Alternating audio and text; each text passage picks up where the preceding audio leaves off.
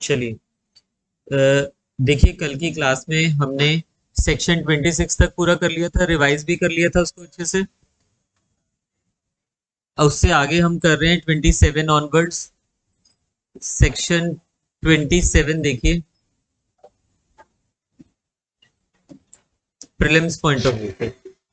Prelims point of view से mains में यहाँ से क्या आ सकता है, और ये बहुत इंपॉर्टेंट टॉपिक है क्योंकि यहाँ पे जो आपको लाइसेंस या तो मिल भी रहा है, ग्रांट भी हो रहा है, कौन सी सिचुएशन में वो बताऊंगा अभी। आपसे लाइसेंस विड्रॉ भी किया जा रहा है, लाइसेंस को सस्पेंड भी किया जा रहा है। ठीक है, ये तीन चीजें प्रीलिम्स में बहुत इंपॉर्टेंट रहती है, मेंस में भी आ सकती है। चैप्टर 4 है हमारा नेक्स्ट चैप्टर। चैप्टर 4 में हमने क्या पढ़ा अभी तक? 1 से लेके 4 तक पहला चैप्टर, 5 से लेके 14 तक दूसरा चैप्टर, 15 से लेके 26 तक तीसरा चैप्टर। तो अभी हमारा स्टार्ट हो गया 27 ऑनवर्ड्स, चैप्टर 4। तीन चीजों की बात हो रही है, लाइसेंसेस, परमिट्स एंड पासेस। क्या होता है लाइसेंस, क्या होता है परमिट, क्या होता है पास, ये हमने पहले पढ़ लिया हुआ है, डेफिनेशन के टाइम पे भी पढ़ा है। और लाइसेंस हमने सेक्शन 15 में इससे पहले पढ़ा हुआ है कि अगर आपको लिकर मैन्युफैक्चर करनी है लाइसेंस लेना पड़ेगा। लाइसेंस वहां पे ये चीज लिखा हुआ है कि no person can manufacture without the authority. ये चीज लिखा हुआ है, विदाउट अथॉरिटी मींस अथॉरिटी लेके तो आप मैन्युफैक्चर कर सकते हो। सेक्शन 16 आपने पढ़ा था, एस्टेब्लिशमेंट। सेक्शन 16 की लैंग्वेज से हमें पता चलता है कि सेक्शन 15 की जो अथॉरिटी दी जाती है, इट मींस कि वहीं पे लाइसेंस ग्रांट किया जाता है। एक बार ही निकाल लीजिए, सेक्शन 16 निकालिए अपने बेरेक्स में। सेक्शन 16 देखिए वहां पे लिखा हुआ है, सेक्शन 16 में लिखा हुआ है ना, सेकंड पॉइंट में, सेकंड में कहा है, थर्ड पॉइंट में। सेक्शन 16 के,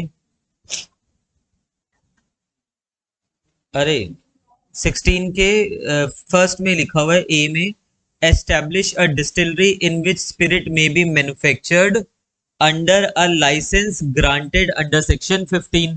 यानी कि हमें ये पता लग गया था कि 15 में मैन्युफैक्चरिंग के लिए लाइसेंस दिया जा रहा है। अब यहाँ पे फिर से लाइसेंस की बात होगी, दोनों में क्या डिफरेंस है वो देखेंगे हम डिटेल में। ध्यान से देखिए क्या बात की हुई है सेक्शन 27 में, grant of leases of manufacture, sale etcetera. यहाँ पे दो चीजों की, दो नहीं उससे ज्यादा की बात कर रहा है, बेसिकली सेल और मैन्युफैक्चर की बात कर रहा है, ग्रांट ऑफ लीजेस की बात कर रहा है। लीज क्या होती है वैसे?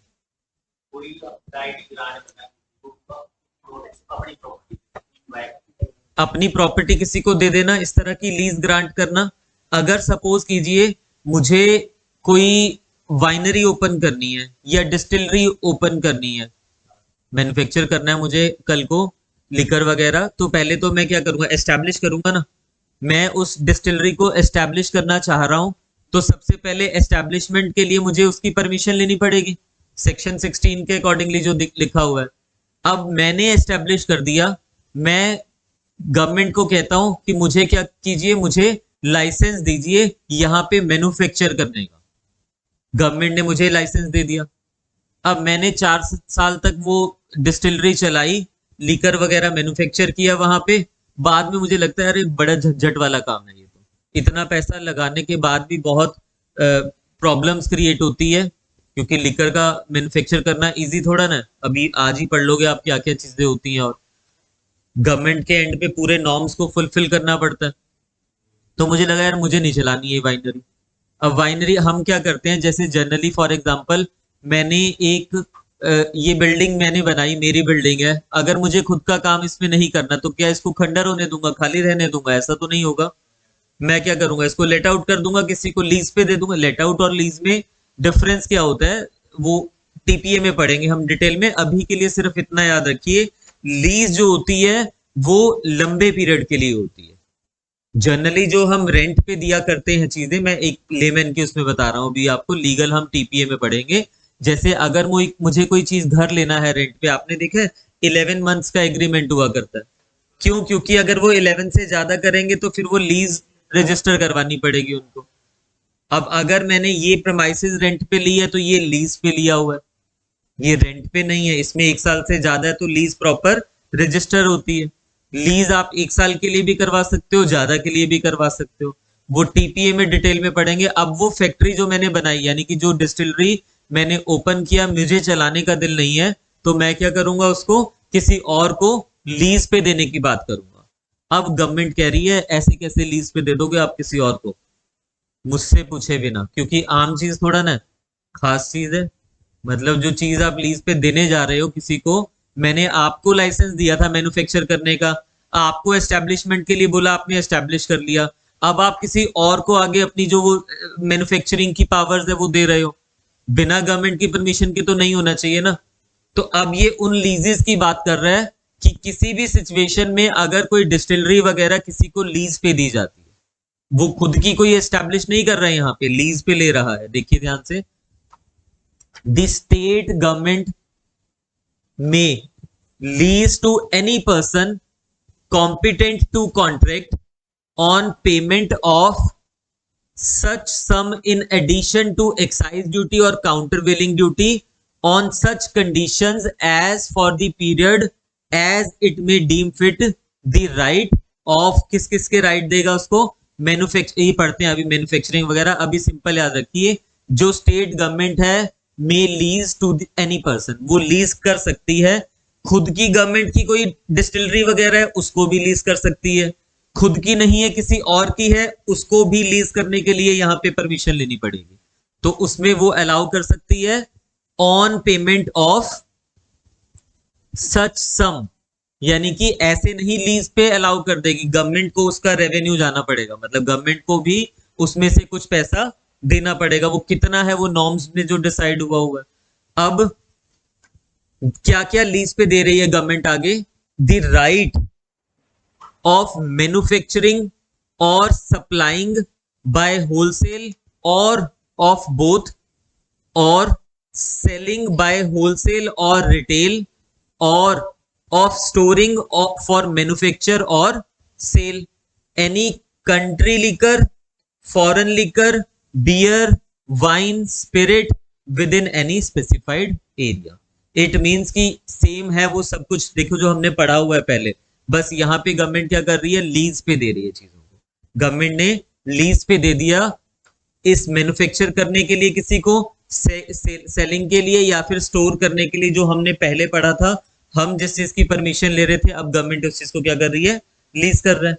हेडिंग भी ये लिखा हुआ है, ग्रांट ऑफ लीजेस। प्रीलिम्स में पूछ लिया जाएगा कि गवर्नमेंट जो है ग्रांट ऑफ लीजेस कौन से सेक्शन में करती है, 27 में करती है। इतना क्लियर हो गया, आगे देखिए, द स्टेट गवर्नमेंट में लीज, द स्टेट गवर्नमेंट में lease to any person competent to contract on payment of such fee and on such conditions as the financial commissioner may direct under section 28 the right of manufacturing and possessing for home consumption।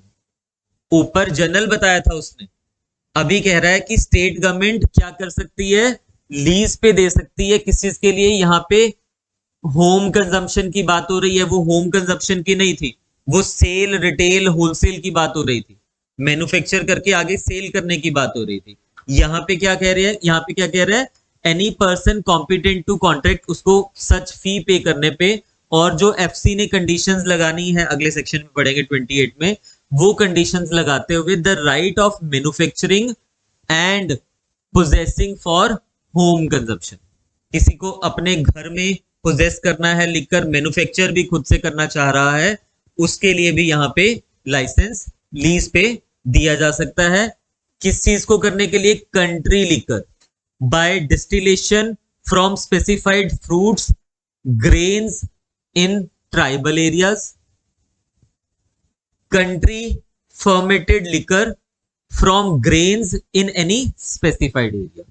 It means कि ये वाला जो permission है, home manufacturing और home consumption एक साथ है, and use किया हुआ है, अगर आप देखो तो, right of manufacture and possessing for home consumption, retail के लिए नहीं मैन्युफैक्चर कर रहे हो, यहाँ पे होम कंजम्पशन के लिए कर रहे हो, तो उसके लिए गवर्नमेंट लीज दे सकती है कि ठीक है अपने घर पे कीजिए, इतनी फी पे कर दीजिए बस गवर्नमेंट को।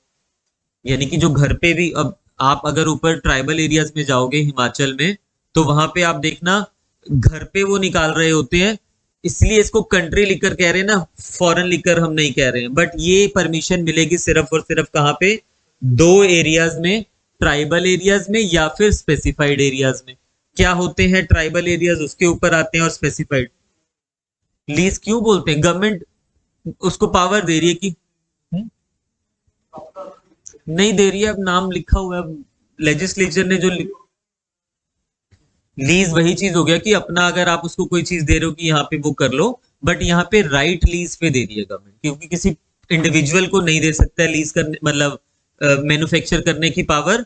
आपको अगर मैन्युफैक्चर करना है तो डिस्टिलरी वगैरह में करोगे ना, यहाँ पे आप घर में कर रहे हो, तो वो राइट्स को, जो राइट ऑफ मैन्युफैक्चरिंग है, उस चीज को बेसिकली यहाँ पे लीज कर रहे हैं। ठीक है, क्या नहीं बोल सकते, कह सकते हो उसको पास परमिट भी, बट अब लिख दिया उसने वर्ड, तो लेजिस्लेचर ने लिखा, उसको तो हम नहीं चेंज कर सकते ना।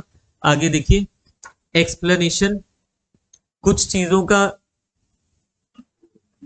सच में कुछ एक्सप्लेनेशन नहीं होती। अब लेजिस्लेचर ने अगर उसको लिख दिया तो उसको क्या कह सकते हैं हम, है ना। बट अगर पास परमिट लिखा होता वो भी ठीक था, परमिट बेटर सुटेबल था यहाँ पे।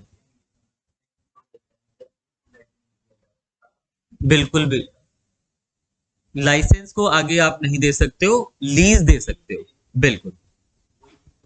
हाँ, ठीक है, बस यहाँ पे होम कंजम्पशन है, याद रख लेना। Manufacturing for leases for home consumption, leases for manufacture and sale ऊपर दिया हुआ है। प्रीलिम्स में पूछ लिया जाता है लीजेस फॉर होम कंजम्पशन या manufacture of liquor for home consumption कहाँ दिया हुआ है, 27(2) में दिया हुआ है, टिप्स पे याद रख लेना।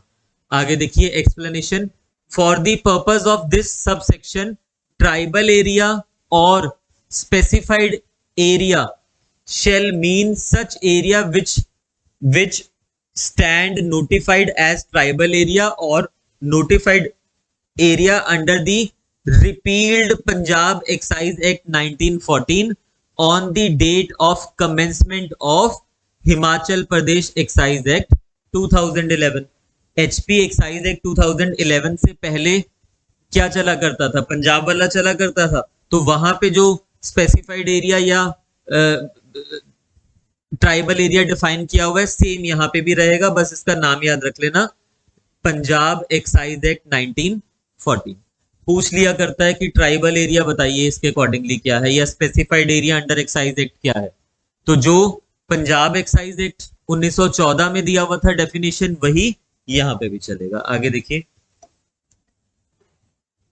फाइनेंशियल कमिश्नर में ग्रांट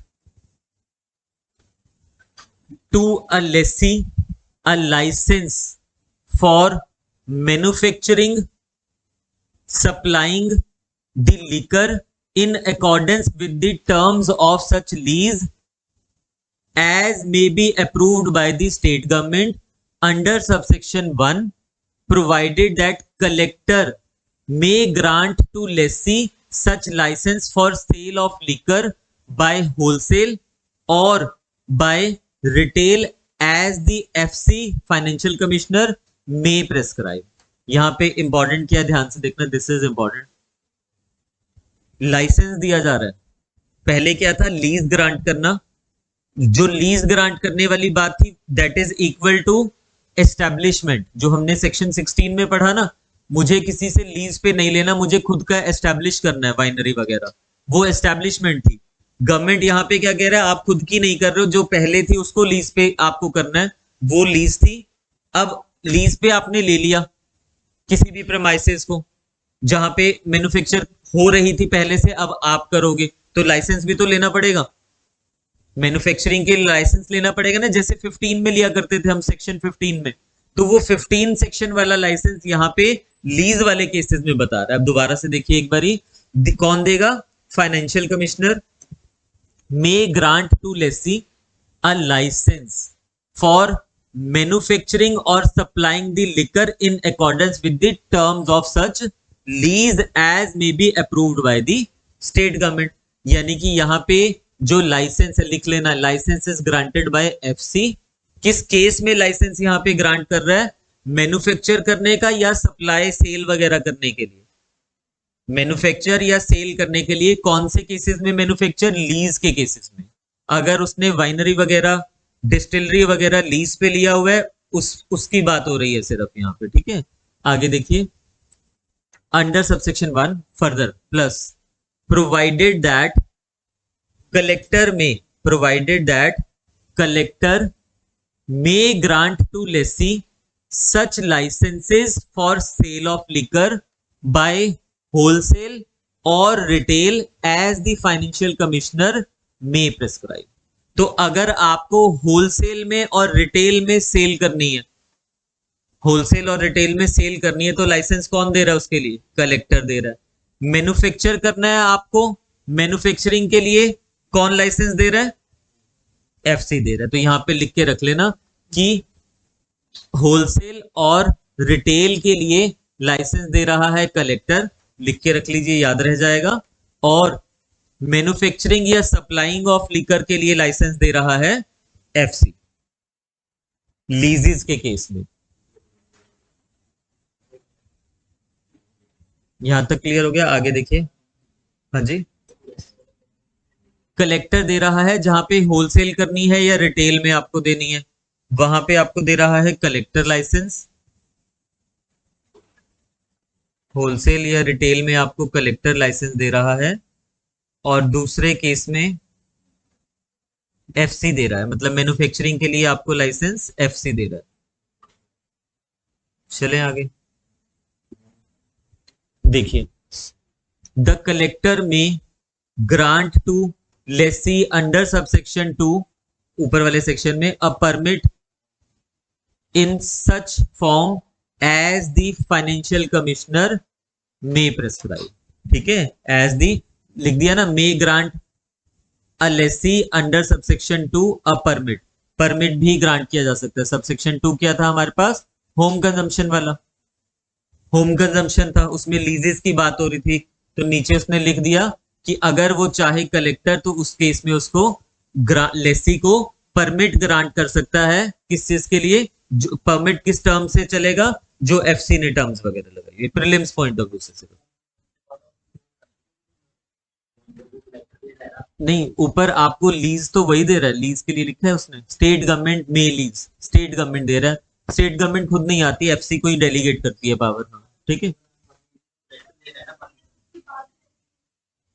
इसमें हमने ये पढ़ा पूरे में कि अगर आपको प्रेमाइसिस को आगे लीज करना है, या गवर्नमेंट को अपनी प्रेमाइसिस को लीज करना है जहां पे लिकर वगैरह मैन्युफैक्चर हो रही थी, तो लीजेस से ये डील कर रहा है, लीज किया जा सकता है। बट जिसको जो लेसी है उसको प्रेस्क्राइब्ड फीस देनी पड़ेगी गवर्नमेंट को, पहली चीज। सेकंड, उसके बाद मैन्युफैक्चर अगर वो करता है उस प्रेमाइसिस पे, तो मैन्युफैक्चर का अलग से लाइसेंस लेना पड़ेगा। फिर अगर आप होम कंजम्पशन कर रहे हो, उसके लिए अलग से आपको लीज की जा सकती है, सेकंड वाले में पढ़ा। फिर थर्ड में हमने पढ़ा कि अगर उसको ये लाइसेंस का आ गया, उसमें दिया जा सकता है। और लास्ट में हमने पढ़ा कि collector may grant to lessee under subsection 2 permit in such form as financial commissioner may prescribe. Fees पे करनी पड़ेगी, थर्ड में लाइसेंस देने की बात कर दी, और फोर्थ में फर्दर उसको एक्सप्लेन कर दिया कि एफसी के उससे चलेंगी चीजें। ठीक है, प्रीलिम्स पॉइंट ऑफ व्यू से रटना ही पड़ेगा, कोई और सॉल्यूशन नहीं है इसका। ठीक है, आगे देखिए, अभी हमने लाइसेंस वगैरह जो ऊपर पढ़े हैं ना, ये भी प्रीलिम्स पॉइंट ऑफ व्यू से मेंस में कुछ नहीं पूछा जाना इसका। Fees and other conditions for grant of licences, permits and passes. तो ये जो ऊपर लाइसेंस परमिट पास की बात हो रही थी मैन्युफैक्चरिंग या लीजेस के केस में, उसमें हमने एक टर्म पढ़ा था ना कि वो फीस पे करेगा तो उसको लीज ग्रांट हो जाएगी, उसकी बात हो रही है कि किस तरह से होगा। ठीक है, every licence permit pass under this act shall be granted under this act, मतलब इसके अलावा कोई और भी लाइसेंस की बात हो रही है तो बिना फीस के तो वो भी नहीं होगा ना। On payment of such fees if any, in such form and containing such particulars, subject to restrictions and on such conditions for such period as financial commissioner may direct। बस इसमें ये याद रख लेना, जो फीसिस वगैरह है उसकी जो टर्म्स एंड कंडीशन है कौन डायरेक्ट करता है? एफसी, फाइनेंशियल कमिश्नर, ठीक है, सुप्रीम अथॉरिटी वही करेगी। For the purposes of subsection 1 the power of the financial commissioner to issue directions shall include the power to direct the licensee of distillery, brewery, winery, warehouse to, मतलब जो ये power है इसमें क्या चीज include होगी? इसमें इंक्लूड होगी ये चीजें, टू प्रोवाइड, वेरी इंपॉर्टेंट, इसमें लिख के रख लेना साइड पे कि पावर्स ऑफ एफसी है, क्या चीज करने की पावर है एफसी के पास? कि बेसिकली जो एक्साइज ऑफिसर होता है उसको बना दिया जाता है घर जमाई। घर जमाई होता है ना कि वो उसके घर में ही रहेगा, तो यहाँ पे एक्साइज ऑफिसर को कहा जा रहा है जो डिस्टिलरी उसके अंडर आ रही है तो उसको ऑर्डर किया जा सकता है कि इसको वहां पे रहने की जगह दीजिए। ये चीजें लिखी हुई है। Provide free accommodation to the excise officer concerned at or near the license premises, failing which, अगर वो नहीं दे सकता, failing which to pay to the state government the rent and other charges for such accommodation as may be fixed by the financial commissioner। समझ आया? सबसे पहले अगर आप कोई डिस्टिलरी वगैरह कर रहे हो, ओपन कर रहे हो, एक्साइज ऑफिस, और ये सिर्फ इस पे नहीं है, अंडर दिस एक्ट पूरे पे एप्लीकेबल है, जहां पे भी लाइसेंस लीज वगैरह ग्रांट हो रही है, परमिट वगैरह, तो अगर आपने डिस्टिलरी ओपन की है, जो एक्साइज ऑफिसर होगा एफसी आपको ऑर्डर कर सकता है कि इस एक्साइज ऑफिसर को उस प्रेमाइसेस में आसपास में रहने की जगह दीजिए। अगर नहीं दे सकते हो तो उतना रेंट पे कीजिए जितना एफसी आपको बताएगा, रेंट एंड अदर चार्जेस, ताकि उसके लिए घर लिया जा सके। तो जो एक्साइज ऑफिसर है उसका खर्चा भी कौन उठाता है? जो फैक्ट्री चला रहा है, जो डिस्टिलरी चला रहा है, उसी को खर्चा उठाना है। आगे देखिए, pay to the state government the cost, charges and expenses including salaries, allowances of such excise officer. उस डिस्टिलरी, वाइनरी, उसको ये भी ऑर्डर किया जा रहा है सिर्फ घर रहने के लिए नहीं दोगे एक्साइज ऑफिसर को आप, उसकी सैलरी, उसकी अलाउंसेस और जो भी खर्चे हैं वो स्टेट गवर्नमेंट को आप पे करोगे। which the state government may incur in connection with the supervision of such distillery, brewery, winery and warehouse। It means कि उस वाइनरी, ब्रूअरी, वेयरहाउस में परमानेंटली एक एक्साइज ऑफिसर को छोड़ दिया हुआ है जो उसको हमेशा देख रेख करेगा। देख रेख तो क्या करेगा, मतलब आगे देखिए, ये क्लियर हो गया आपको? हाँ, देखना तो पड़ता ही है। तो अब ये इसके आगे आप लिख लीजिए, बेसिकली एक्साइज ऑफिसर को उस डिस्टिलरी का, ब्रूअरी का, वाइनरी का क्या बना दिया? घर जमाई बना दिया। उससे याद रह जाएगा कि जितना भी खर्चा है उसका वो उठाएगा। आगे देखिए, इसलिए आज की डेट में ये चलाना कोई आसान काम थोड़ा ना। The authority granting a license under this act may require the licensee to give such security for the observance of the terms of his license or to make such deposit in lieu of security as such authority may direct। लिख लेना, security deposit heading में आ जाएगा, यानी कि आपसे security deposit करवाया जा सकता है। अगर आप जब लाइसेंस लेने जा रहे हो ना, आपको बोला जाएगा इतनी सिक्योरिटी दे दो। किस लिए? ताकि हम ये एश्योर कर पाए कि आने वाले टाइम में जो कंप्लायंसेस है आप फुलफिल करोगे, तो पहले ही वो क्या कर लेंगे, सिक्योरिटी रखवा लेंगे। कितनी? जितनी डिसाइड की जाएगी अथॉरिटी के द्वारा। आगे देखिए, subject to the rules made by the financial commissioner the collect, very important, the collector may grant licences for sale of any liquor within the district. ये प्रीलिम्स में पूछा गया, subject to the rules made by the FC. But अगर आपको within the district licence grant करने हैं, कौन करता है? Collector may grant. Within the district अगर लाइसेंस ग्रांट करने हैं, कौन कर रहा है? कलेक्टर कर रहा है, यानी कि power of collector to grant licence within the district. Within the district अगर लाइसेंस होने हैं तो कलेक्टर कर रहा है, विद इन द डिस्ट्रिक्ट आपको मैन्युफैक्चर करना है। आगे देखिए, provided that a licence for sale, sorry sale का लाइसेंस है नहीं, sale in more than one district shall be granted by the financial commissioner only. ये बहुत इंपॉर्टेंट है, very very important for prelims. आपने मैन्युफैक्चर किया, अब आपको सेल करनी है, विद इन डिस्ट्रिक्ट सेल करनी है, तब तो आपको कलेक्टर ही लाइसेंस दे देगा उसका। आपको आउटसाइड डिस्ट्रिक्ट भी या एक से ज्यादा डिस्ट्रिक्ट में सेल करनी है, एफसी के अलावा कोई और नहीं दे पाएगा। और जो पहले कलेक्टर ने दिया था वो भी क्या है, subject to the rules made by the FC है। अगर एफसी ने उसके रिगार्डिंग कुछ रूल्स बनाए हैं वो एप्लीकेबल रहेंगे ही रहेंगे। ठीक है, ये प्रीलिम्स में पूछा गया क्वेश्चन, टिप्स पे कर लेना कि सेल का जो परमिशन है, लाइसेंस है, वो कलेक्टर दे सकता है। कलेक्टर दे सकता है अगर सेल होनी है within district. Outside district सिर्फ किसके पास पावर है, एफसी के पास है। Last, before any licence is granted in any year for the retail sale of liquor for consumption on any premises which have not been so licensed in the preceding year, the collector shall take such measures as the state government may prescribe as may best enable him to ascertain local public opinion in regard to the licensing of such premises। Licence अगर आपको देना है इस साल किसी को कि आप सेल कर लीजिए यहाँ पे लिखकर, बट उस प्लेस पे पहले कभी लाइसेंस किसी को नहीं दिया गया, तो कलेक्टर की यहाँ पे ड्यूटी है कि वो चेक करेगा पब्लिक ओपिनियन को देखते हुए कि क्या इस प्रीमाइसेस में लाइसेंस दिया जाना चाहिए या नहीं दिया जाना चाहिए। फॉर एग्जाम्पल, नीचे लिकर शॉप है, अब यहाँ तो पिछले साल भी थी, अगले साल अगर लाइसेंस देना है तो ये एप्लीकेबल नहीं होगा। सपोज ये हिमाचल है तो अगले साल ये एप्लीकेबल नहीं होगा। बट एक ऐसी जगह पे, सपोज एक स्कूल है, उसके पास में लिकर शॉप खोलनी है, या ऐसी जगह पे जहां पे पहले कभी लिकर शॉप नहीं थी, अब आप ओपन करने जा रहे हो, तो फिर कलेक्टर की पहले रिस्पॉन्सिबिलिटी है कि पब्लिक ओपिनियन देख लेगा वहां पे कि वहां पे लिकर शॉप होनी चाहिए या नहीं होनी चाहिए, उसके बाद लाइसेंस ग्रांट किया जाएगा। ठीक है, ये क्लियर हो गया सिर्फ प्रीलिम्स पॉइंट ऑफ व्यू से।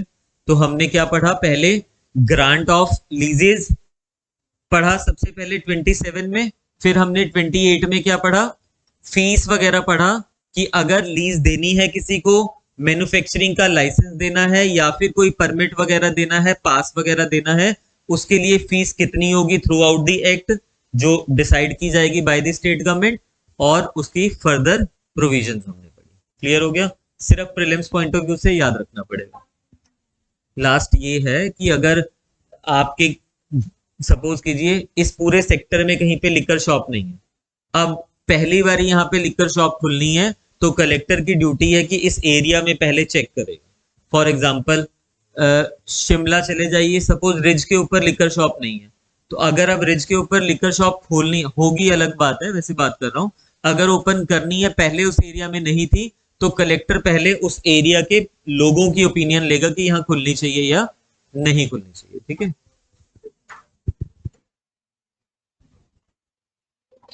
This is very important. जो ऊपर के दोनों सेक्शंस हमने पढ़े हैं ना, वो प्रीलिम्स पॉइंट ऑफ व्यू से थे, बट ये जो सेक्शंस अब हम जितने भी पढ़ रहे हैं आगे, ये मेंस पॉइंट ऑफ व्यू से भी इंपॉर्टेंट है।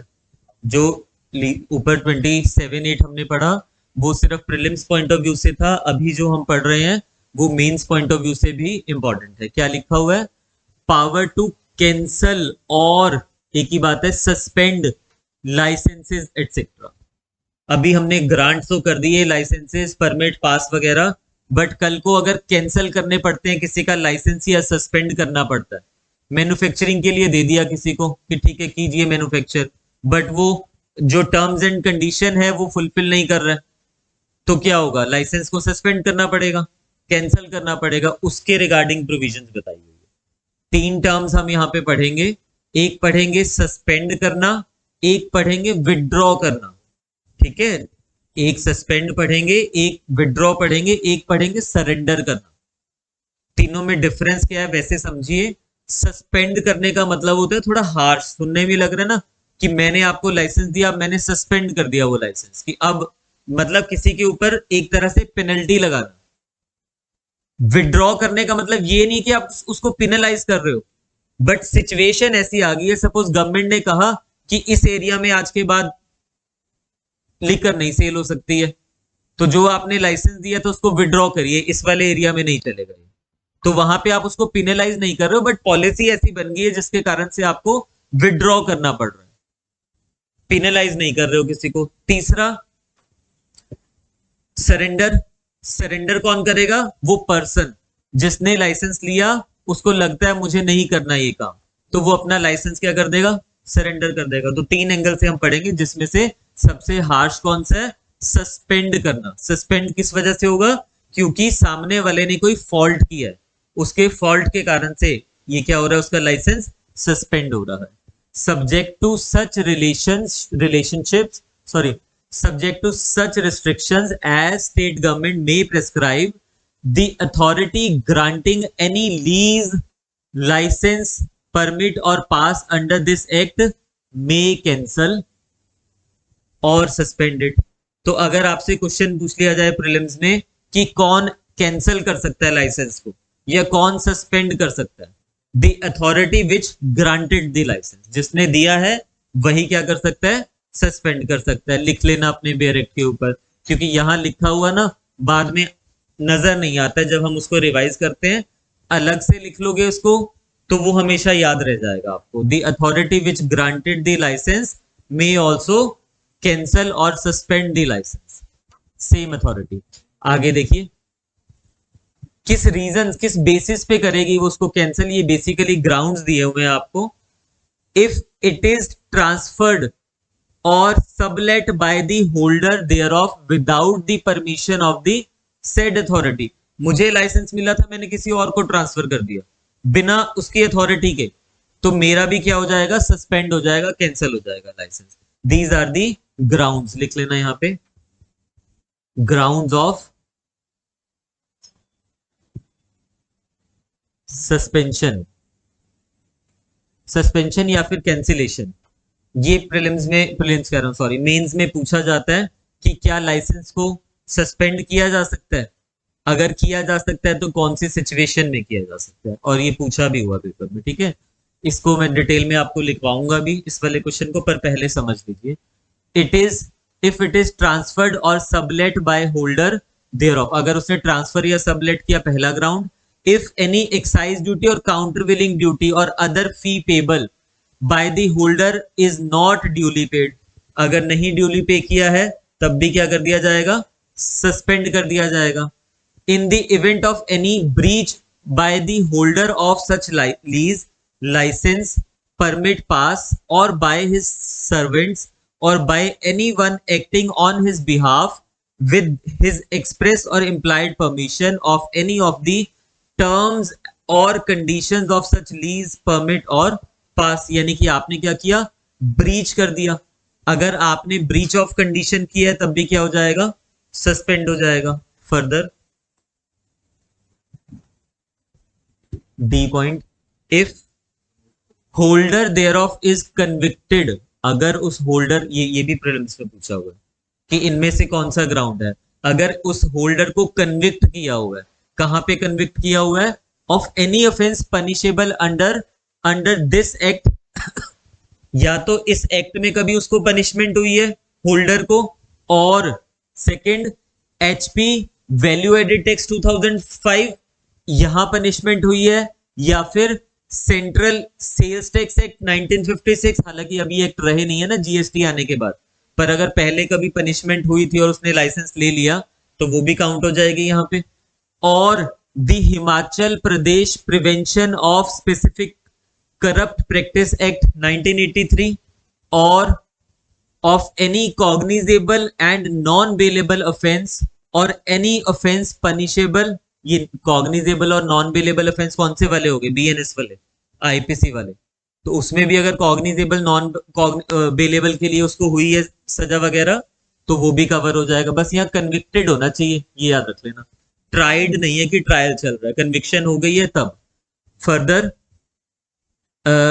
Any offence punishable under NDPS act, NDPS act में अगर कोई पनिशमेंट हुई है उसको, under the trade and merchandise marks act, under the medicinal and toilet preparation excise duties act, or any offense punishable under section 482 से लेके 489 both inclusive of the IPC और any offence referred in section 135 of custom act. अब ये मैंने सिर्फ इसलिए, आपको ये भी कह सकता था कि इन एक्ट में अगर कुछ किया है तो सस्पेंड हो जाएगा, ये इसलिए नहीं कहा कि एक बार ये क्वेश्चन आया हुआ है पेपर में, उसने स्पेसिफिक एक्ट दिए हुए थे और एक कोई फालतू का और एक्ट दे दिया जो यहाँ पे नहीं लिखा हुआ है, तो आपको ये पहचानना था कि किसमें है या किसमें नहीं है, ठीक है। तो आपको ये एक बारी बस नजर घुमा लेनी है। यहां से आगे देखिए, where a licence permit or pass, where a licence permit or पास और has been granted on the application of the guarantee of the lease under this act on the request in writing of such guarantee at will if the conditions of the license permit pass provides for such cancellation or suspension। तो ये आपके पास grounds हैं जिस basis पे suspend कर दिया जाएगा। एक दो चीजें लिखिए इसमें, बेयर पे लिख लीजिए, अभी मैं लिखने वाला वैसे काम नहीं करवा रहा हूं।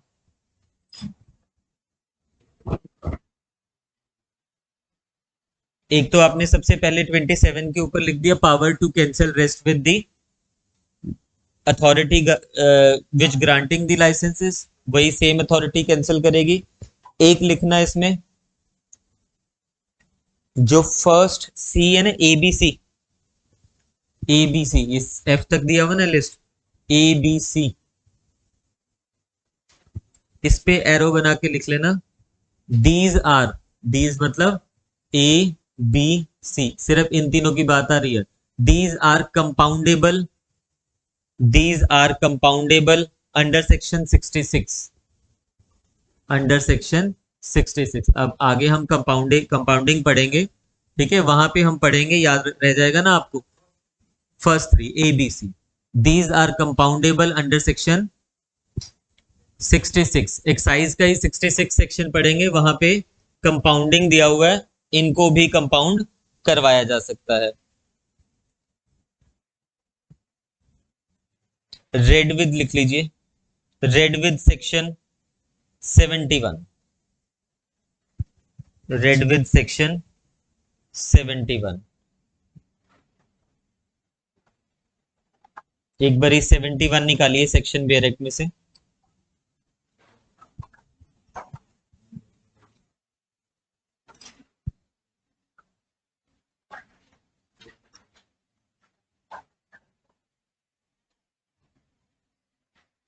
देखिए क्या लिखा हुआ है, in the case of cancellation और suspension of licence under ABCDE of section 29, the license fee payable for the balance of the period for which any license would have been current but for such cancellation or suspension including any other fee may be recovered from such licensee as excise revenue। this is very important for prelims point of view, इसलिए read with हमने यहाँ पे लिखा। Suppose कीजिए 1 साल के लिए licence मिलता है ना, 1 साल के बाद रिन्यू होता है हमेशा वो लाइसेंस, अभी जनवरी मार्च में होते हैं वैसे तो। सपोज 1 अप्रैल को किसी को लाइसेंस मिला, मई जून, जून में वो हो गया सस्पेंड, किस वजह से, एनी ऑफ द रीजन, ई तक जितने भी काउंट हो रहे हैं, एनी ऑफ द रीजन अगर वो सस्पेंड हो गया तो वो कह रहा है कि ये जो बाकी के मंथ्स हमारे पास रह गए हैं, 2 मंथ्स में सस्पेंड हो गया,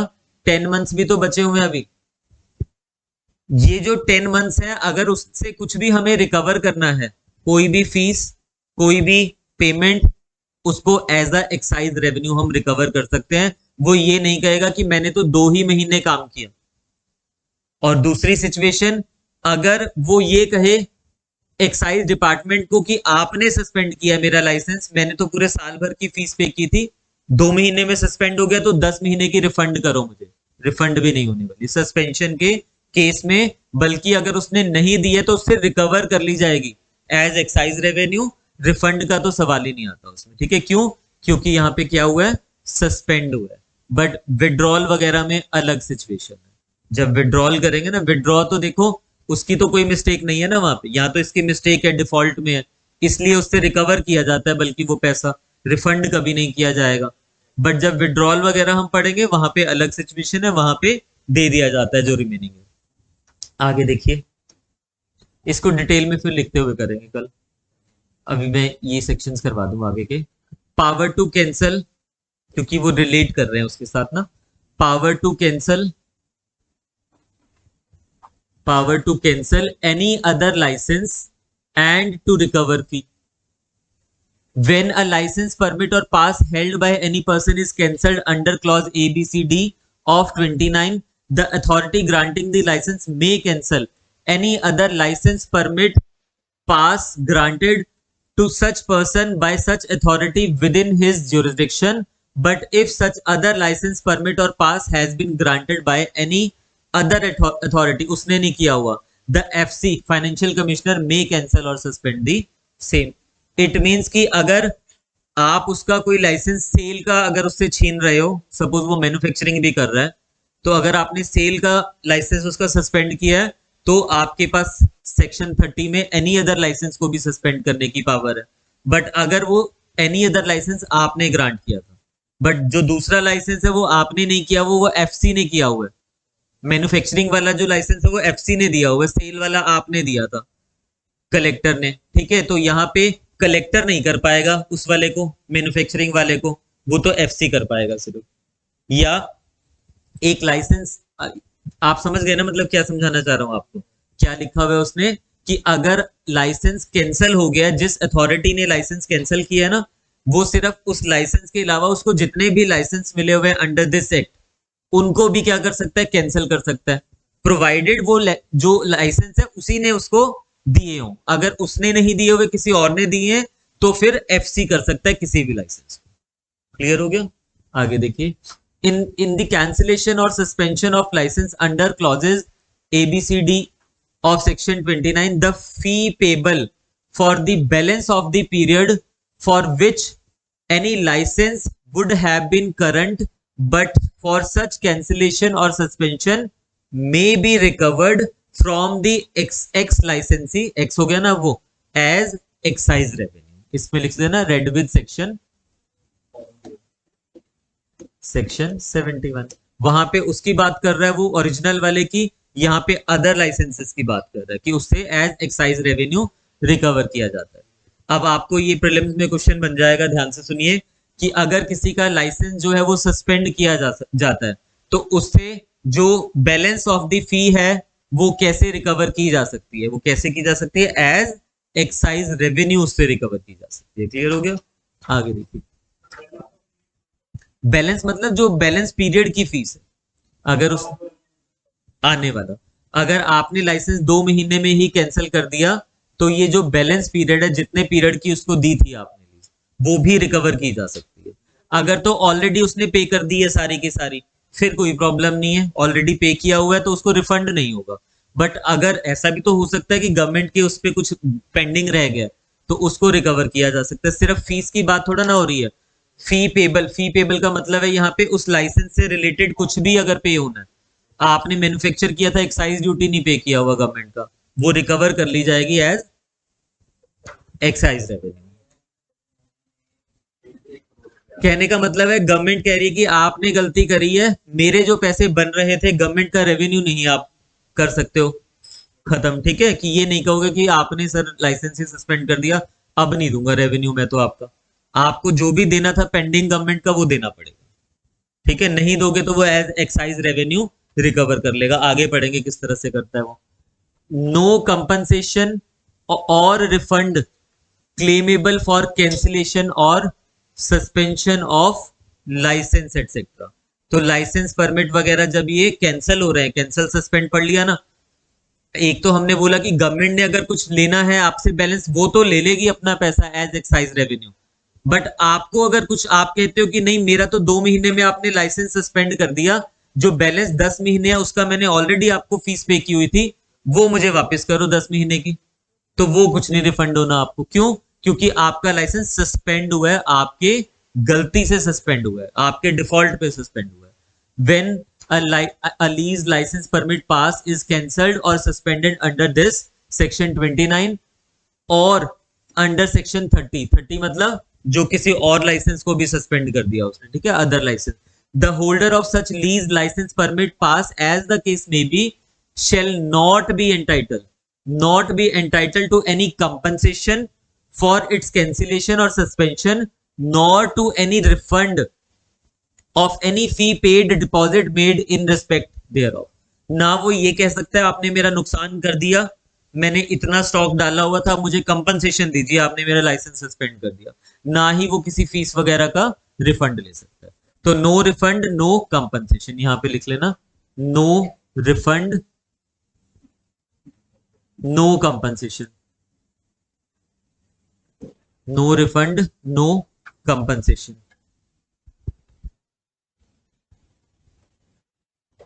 यहां तक तो आपको क्लियर हो गया। हमने सबसे पहले क्या पढ़ा, हमने पहले पढ़ा ग्रांट ऑफ लीजेस पढ़ा, ग्रांट ऑफ लीजेस पढ़ा हमने। फिर उसके बाद हमने उसके रिगार्डिंग फी वगैरह पढ़ा कि अगर किसी को लाइसेंस परमिट पास वगैरह देना है तो किस तरह से फी डिटरमाइन किया जाता है, किस तरह से रूल्स बनते हैं। वो सिर्फ किसके पॉइंट ऑफ व्यू से था, प्रीलिम्स पॉइंट ऑफ व्यू से। सबसे इंपॉर्टेंट सेक्शन है जो प्रीलिम्स में बार बार पूछा जाता है, सेक्शन 29। सेक्शन 29 किसकी बात कर रहा है, सस्पेंशन कैंसिलेशन ऑफ लाइसेंस की बात कर रहा है। 30 उसका काउंटर पार्ट है साथ में प्रोवाइजो की तरह कि अगर एक लाइसेंस को सस्पेंड कर दिया तो बाकी जितने भी सेक्ट में उसको लाइसेंस परमिट दिए हुए सारे क्या हो सकते हैं, सस्पेंड हो जाएंगे। बट वो तभी होंगे जिस अथॉरिटी ने अगर ग्रांट किया है वही उसको सस्पेंड कर रही है।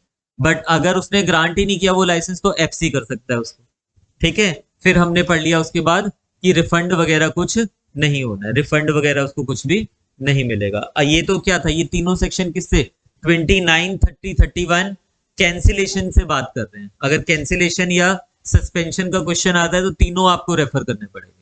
बट अभी अगला सेक्शन किस चीज की बात कर रहा है, सेक्शन 32 विड्रॉल की बात कर रहा है। आपको स्टार्टिंग में मैंने बताया विड्रॉल और कैंसिलेशन डिफरेंट होते हैं, विड्रॉल और कैंसिलेशन जो है दोनों डिफरेंट है।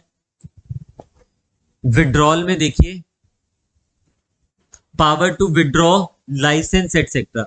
विड्रॉ के केस में जो लाइसेंसी है ना उसका कोई डिफेक्ट नहीं है, उसका डिफॉल्ट नहीं हो रहा है यहाँ पे कोई भी, बिना उसके फॉल्ट के, ड्यू टू पब्लिक पॉलिसी वो विड्रॉ कर रही है जस्ट लाइसेंस को, तो उसकी गलती तो नहीं है ना। पहले वाले में सस्पेंशन में क्या था, उसके एंड पे कोई फॉल्ट था, उसने कोई क्राइम वगैरह कर रखा था, वो सारा हमने पढ़ा, तो है ना, उसने कोई ब्रीच किया कंडीशन का, ड्यूटी नहीं पे किया, तो इसलिए लाइसेंस कैंसिल हुआ उसका।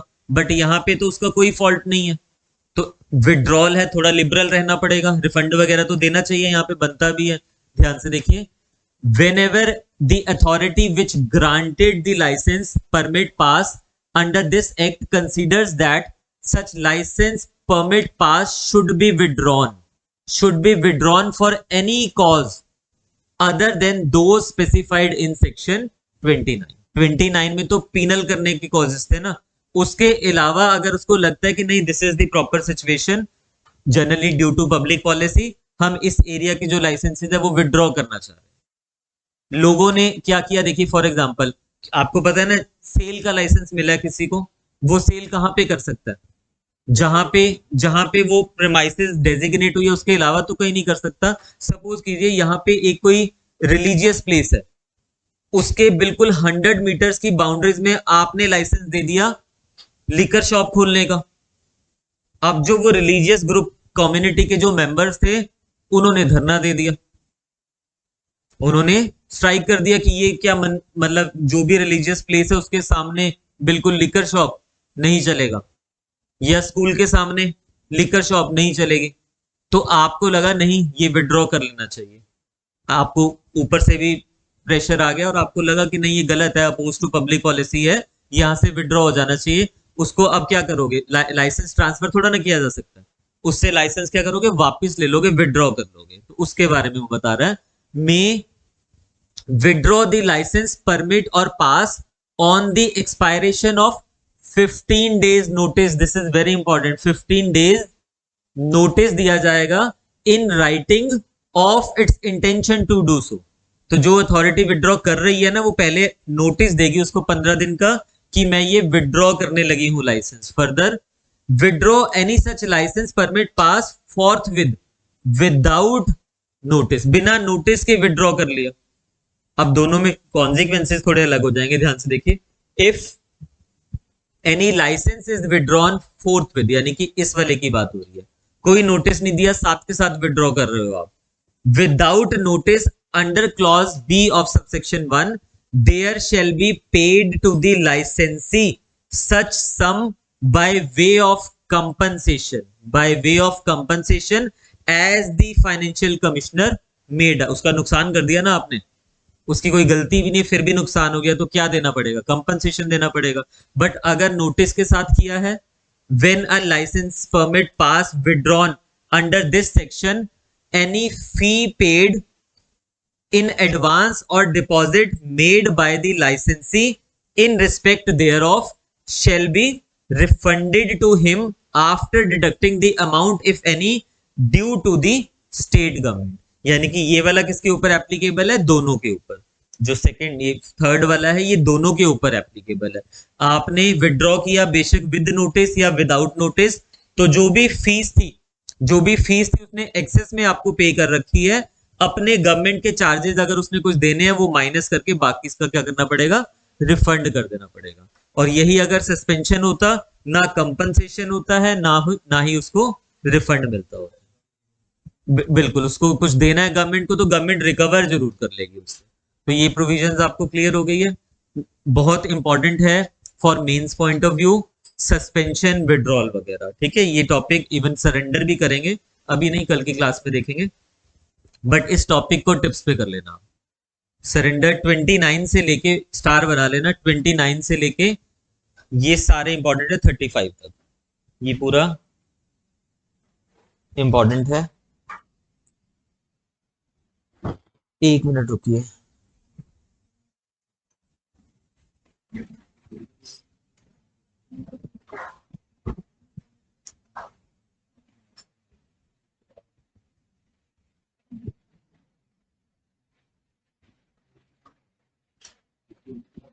नहीं अभी नहीं, 2 मिनट रुक जाइए।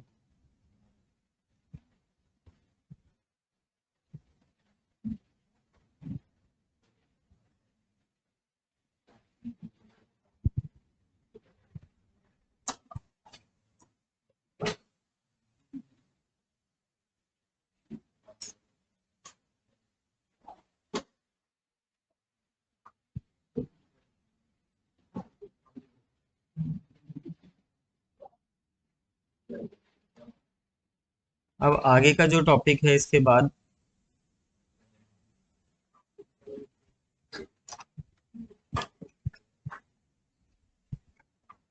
एक तो ये 29 ऑनवर्ड्स आपको लिखवाना पड़ेगा, वेरी इंपॉर्टेंट टॉपिक। ठीक है,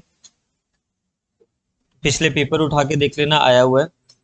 सिर्फ ये 3 सेक्शन रह गए हैं, technical irregularities, no claim, renew वगैरह का, और सरेंडर ऑफ लाइसेंस। बस ये टॉपिक रह गए हैं। कल पहले इसको करेंगे तीनों को, फिर लिखने वाला पार्ट पे जाएंगे। ठीक है, तो ये तो पूरा कल की डेट में खत्म हो जाएगा।